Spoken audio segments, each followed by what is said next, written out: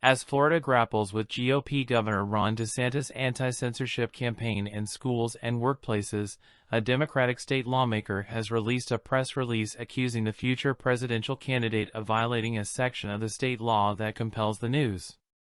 This black growth will be taught. One of the most recent challenges is the decision by state officials to ban the Advanced Placement (AP) program in Florida high schools, considering historical and current examples of part of the Black American experience. In discussing policy, the explanation given by the DeSantis group in the question refers to the critical racial theory, which shows that racism is based on the way certain segments of society are organized and the ideas that against the local authorities. The idea that high school students in Florida can't decide what's important for themselves, that they don't have a chance? DeSantis' team also objected to the inclusion of content about reparations in Black queer studies. This ban is not only discriminatory, it's against Florida law for a long time, said Bobby Powell, Jr., a Democratic state senator.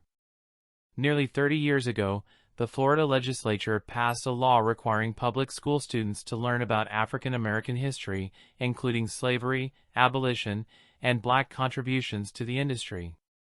Banning this high-ranking system that includes these same words not only whitewashes history, but tramples on this growing state constitution that has guided our state for centuries of 21. This highlights the prejudice of our governor.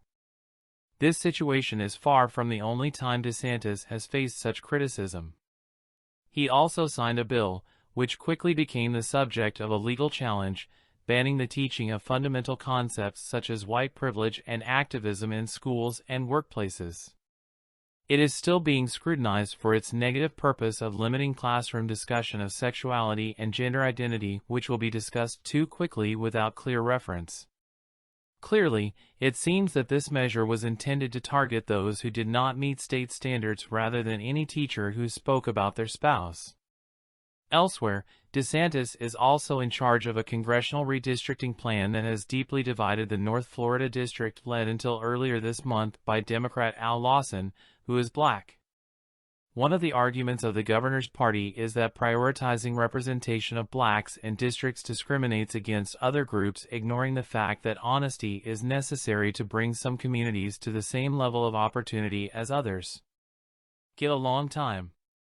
DeSantis was also recently found guilty of violating the First Amendment by a federal judge for removing attorney-elect Andrew Warren from his position in connection with statements he made in various cases.